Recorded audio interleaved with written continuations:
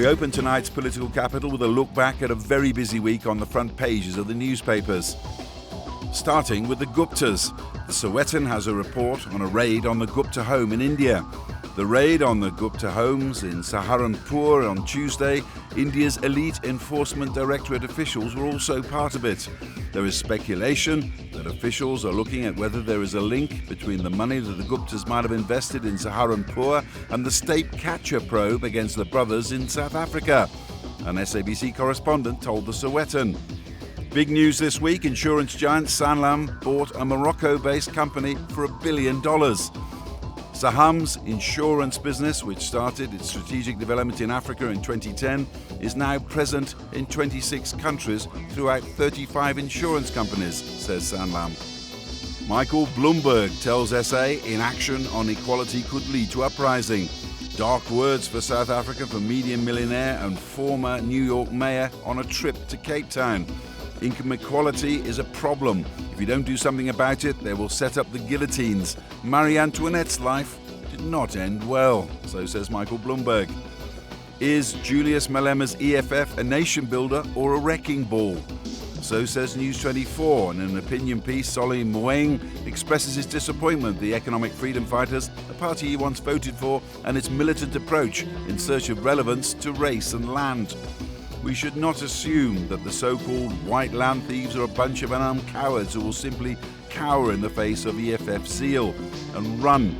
Chances are that some will stand their ground and fight to defend what they believe to be rightfully theirs. Blood will be spilt and innocent lives will be lost. I will not vote again for them, especially as they remind me of places like Nazi Germany, Rwanda and Zimbabwe, each time their leader has taken to the podium since the departure of Zuma. But back to the Gupta story and over to our correspondent in the northwest province of South Africa. I'm Aviwe Mtila and I'm in the mining fields of the northwest province of South Africa.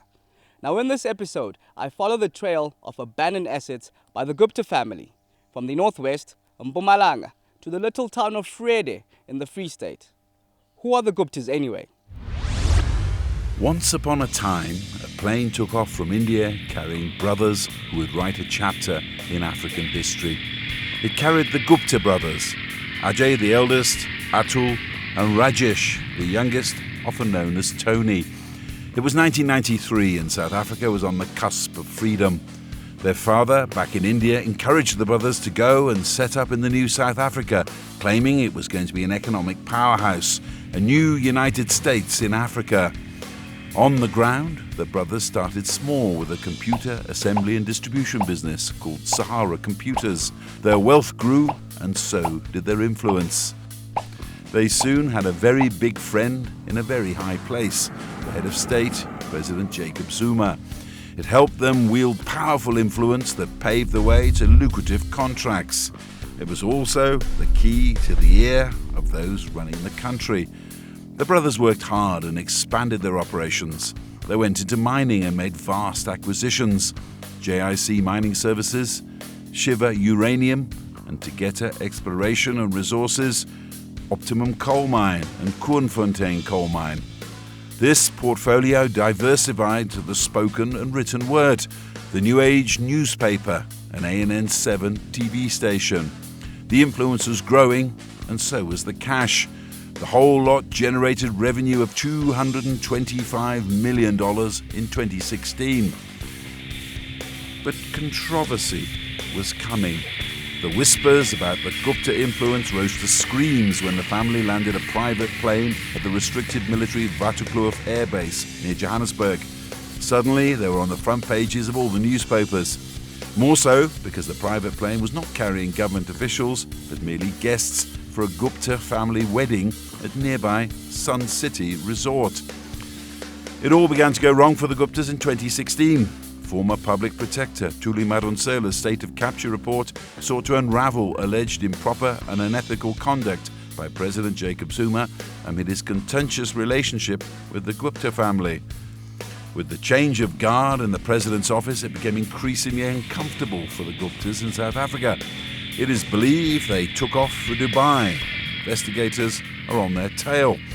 In recent weeks, the Hawks, South Africa's FBI, swooped on a Gupta-connected project in South Africa's Free State, a multi-million-dollar project to help poor people raise cows that didn't really work out. The investigations continue. In the second half, we visit the small town of Vrede in the Free State, where a dairy farm project was supposed to benefit poor communities over there. Instead, it is said the bulk of those millions went to the Gupta family and their associates. But here in the Northwest Province, we visit Shiva Uranium Mine, where once upon a time, 100,000 jobs were promised. This is the third Gupta-owned mine that has failed to pay workers on time.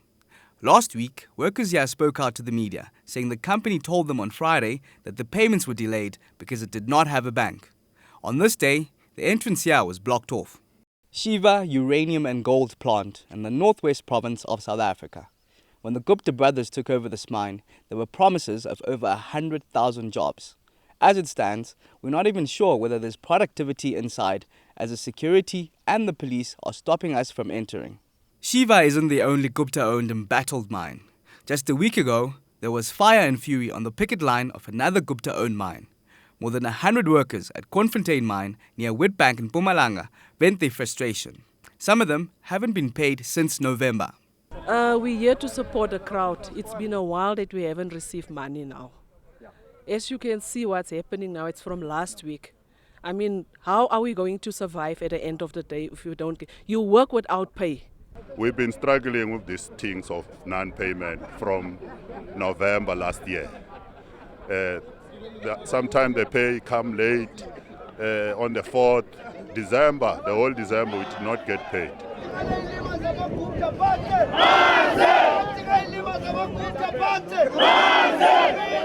Mzwanele Nozulu is the branch secretary here. He represents thousands of coal miners here. There are other issues like, as you might be aware, that Bank of Baroda, which is the only bank that was doing business with Optimum or Gupta Oakbay, is now going to move away out of South Africa. So that will tell you that there is going to be no way that they will be able to pay or to run this company. Konfontein is part of the Optimum operation that supplies nearby Komati power station with millions of tons of coal. The operation also exports more than 1 million tons of coal a year through Richards Bay. It is a chain of business very sensitive to non-payment of contracts. Welcome Kumalo has been working here for the last 15 years. The thing is, this mine is different from those olden days. We are struggling. Suppliers are not being paid. Workers are not being paid. It's dark. We don't have even a direction as to what is happening. The reason behind it all is the unraveling of the Gupta mining empire that once promised tens of thousands of jobs and now can't promise to pay at the end of the month. We approach management here. Well, we've tried numerous attempts to get past security and talk to the management of Optimum Coal Mine, but all those attempts proved fruitless. The Konfontein mine is merely one of a string of Gupta mining operations seeking business rescue. As well as Konfontein and the Optimum operations there is Tegeta Resources, mining services outfit JIC Mining, Tembekile Mining, Kebrastal and X-Force. By far, the most significant on the list is Shiva Uranium and Gold in Hartbeesfontein, near Klerksdorp in South Africa's Northwest Province. The Gupta-owned holding company Oakbay, which owns 74%, called it South Africa's top uranium mine when it listed on the Johannesburg Stock Exchange in November 2014. In the run-up to this, it had employed 800 more people to bring the workforce up to 1,000. The mine has 30 years worth of new order mining rights and was in the prime position to supply up to 1,100 tons of uranium a year if the South African nuclear power deal had gone ahead. Atul Gupta once boasted Oakbay would create 100,000 new jobs in South Africa. This is now highly unlikely, if not impossible. The business rescuers have their work cut out. The funds are available already to pay the salaries, and that was the most emotive issue that happened between Friday and today. The funds have been secured, the funds are in the bank, and the processes are currently underway to pay all the employees, and in particular the Optimum Mine, which all the motion was all about. The parent company, Optimum, has little to say. What is happening here at Kornfontein is not merely a blow to mining. It is also a stab to the heart of the long-suffering community that lives nearby. A 20-minute drive away from Optimum Coal Mine is the town of Witbank. Now, the livelihoods of many here depend on the mining industry. This clothing shop has been in business for 17 years. The looming closure of nearby mines like Kornfontein could spell the beginning of the end. So I think as Witbank as a whole, we depend on miners. Because even our parents, they do work there in the mine, so we have to go to school. So if they close the mine, it's going to be a big problem here in Witbank because we have to eat, we have to bath, we have to go to school. So it's going to be a lot of problem. The people who live here are equally insecure. It could be a sad end to mines like Kornfontein. In the second half, we visit the poor community members of Vrede, who are crying foul over the 220 million that they were supposed to benefit from the Vrede Dairy Farm project. Stay tuned for more after the break.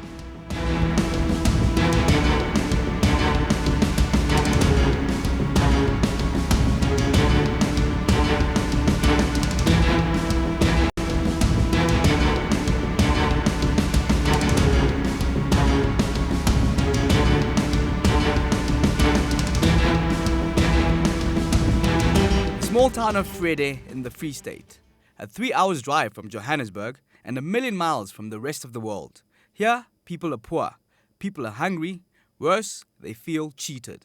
Many live in fear. These are just a handful of the 82 community members who were supposed to benefit from the Vrede Dairy Farm, aimed at bringing millions to this poverty-riddled community. Instead, the Free State Agricultural Department, under the MEC Mosebenzi Zwane, paid the 220 million to the Guptas and some of their associates. Only a tiny fraction was ever spent on cows. Those speaking out here fear for their safety. This is their story in their own words. The promise of a way out of poverty snatched away from them. The South African Police Services in the town of Vrede. This is the only venue where the beneficiaries who are willing to talk to us say they can talk freely without their lives being threatened. It's a story of betrayal.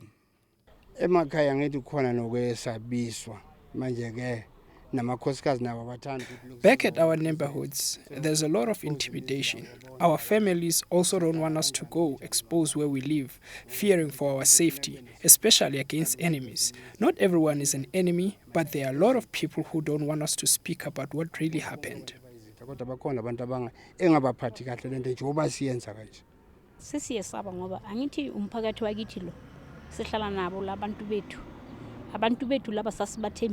We are afraid because those who've turned against us are people who we once trusted.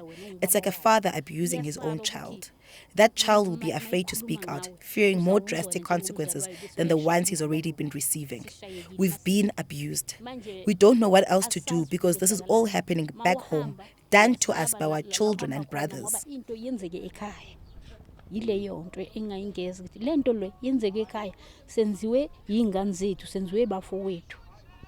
all started in 2011 when the community was gathered by their leaders for a meeting.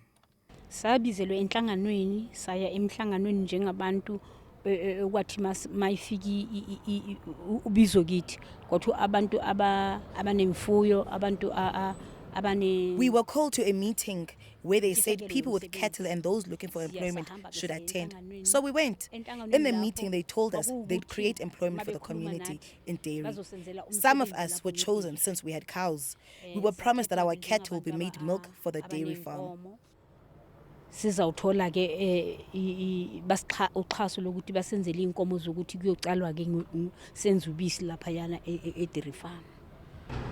Inhloso yokuselecta ama-beneficiary kuwukuthi bekufuze banikezwe iskill sokuthi somsebenzi and then batrain by One of the reasons behind choosing beneficiaries was for us to acquire skills to work.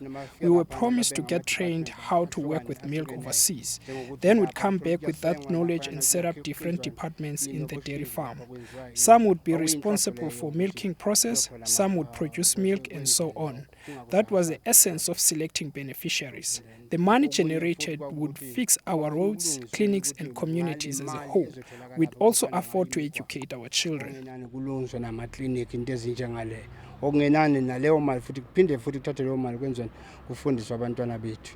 Some beneficiaries were even promised cattle of their own as well as money. Ukushintsha nje izinto eziningi kuzoba neproject enkulu yokusenga yokukhanda amashizi yonke into ukuthi umuntu nomuntu mhlawumbe uzaba nenkomo ezi5 ama-beneficiary. They told us there's going to be a big project to produce milk and cheese. We were promised that each beneficiary will receive 5 cows so we can produce dairy products.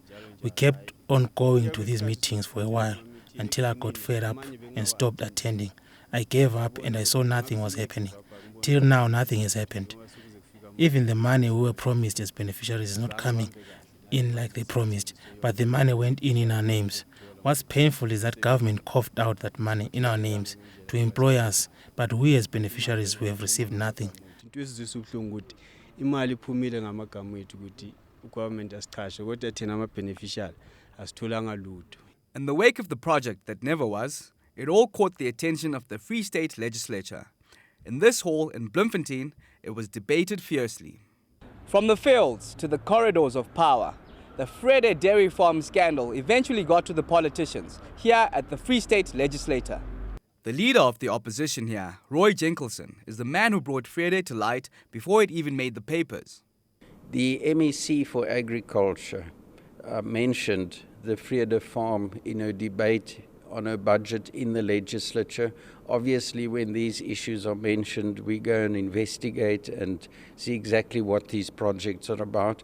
We also submitted questions in the legislature, and the replies we received from those questions indicated that various pieces of equipment and also cattle were going to be bought for this project, this dairy project, at hugely inflated prices. So we continued our investigations, tried to get additional information, and once we realized that we have enough information, we decided to send it to the Public Protector for further investigation. Another thing which is very important is the fact that from the outset, there were no beneficiaries in this project, and even today there are no beneficiaries involved. Any agricultural project starts with beneficiaries. You need people who are going to be involved in the project, emerging farmers who are going to benefit from the project. A government doesn't run dairy farms. So when we realized that there aren't beneficiaries, immediately alarm bells started to ring. Now let's talk figures. How much were the beneficiaries supposed to benefit? How much was this project? And where did all this money go? The provincial government has spent about 250 million rand on the project. Up until now, they continue to spend 20 million rand per annum on this project as well. So it's an ongoing project. It didn't stop when the original implementing agent and partner, Estina, who now appeared in court, withdrew. But 250 million rand has been spent on this project so far. When we talk beneficiaries for this project, who did it benefit? Or is it benefiting anyone now? And where did the money go, the money that's been allocated so far? Where did it go practically? There's supposed to be 80 beneficiaries who are benefiting from this project. And before the Democratic Alliance asked questions in the legislature about the beneficiaries, there were no beneficiaries. Once we asked the questions, they went out and drew up a list of people who are supposed to be benefiting.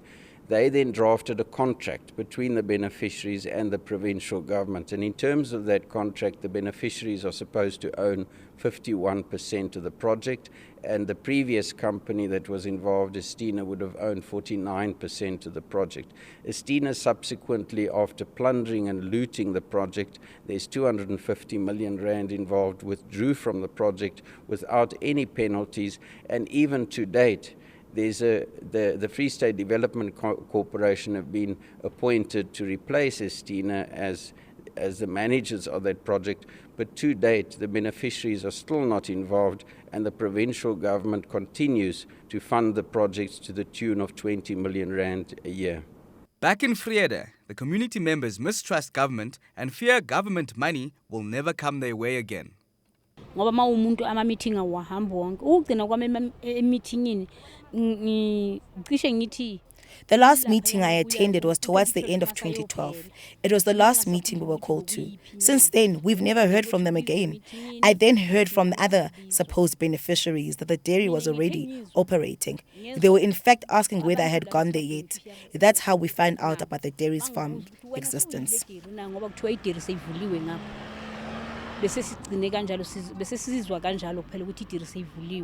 Noma seyivule west part into ya What really shocked me is that the place is under our names, but when it was opened, we were never called. We just heard on the streets that it's operational. As to who works there or what's happening, we don't know anything. Fear of speaking out against corruption is rife.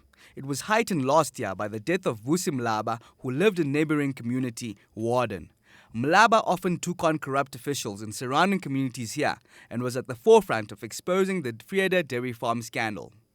Mlaba will often help us fight corrupt officials here, such as those who want us to bribe them with cows in exchange of RDP houses, for example.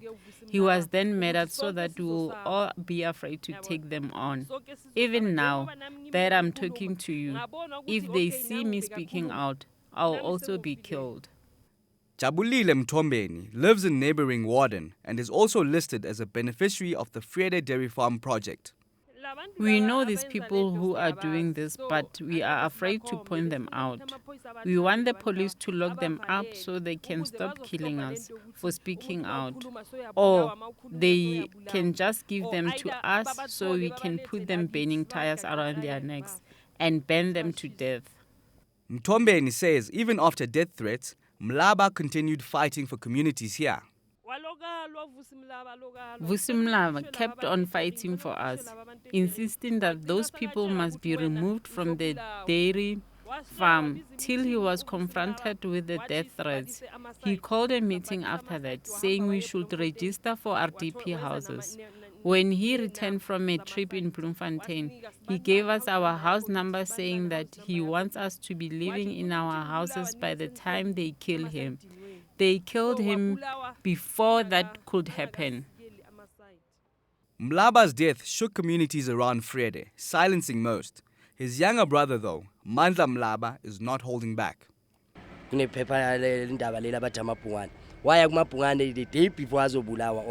There's a newspaper called Amapungane. He went to them a month or so before he was murdered. He went there in February and told them if he were to die, this is the person that wanted him dead. When he was shot, Amapungane came to me telling me that my brother had approached them before he died. I told them the name of the person who didn't get along with him. After he was shot, I did my own investigation and found out that people had been holding meetings planning his death. They plotted who would shoot him, where they'd steal the car they would use, and so on. They still got someone outside who I know his name.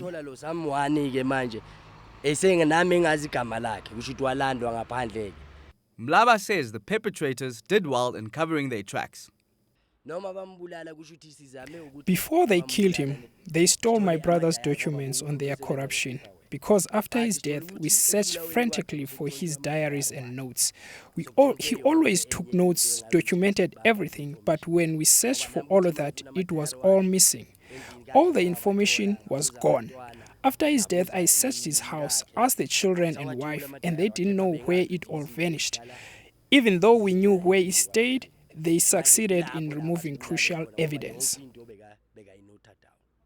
The pain of corruption cuts deep to the majority here. All that is left are cries of help for Vrede. Singajabula ukuthi wonke umuntu osibonayo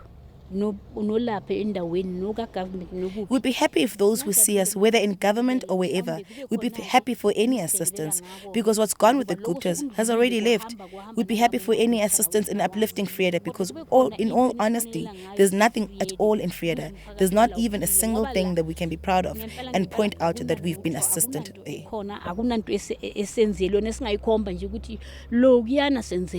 Painting words from a battered mother, only a short walk away from the very farm that was set out to be the pride of Vrede. We tried a number of times to contact Oak Bay, the holding company of the Guptas, for comment on this project and all of their businesses, but they declined to comment. Well, there you have it. From the cattle farms of the Free State to the mining fields of the Northwest. One family, the Guptas, spread across South Africa. Now the big question is, what happens next?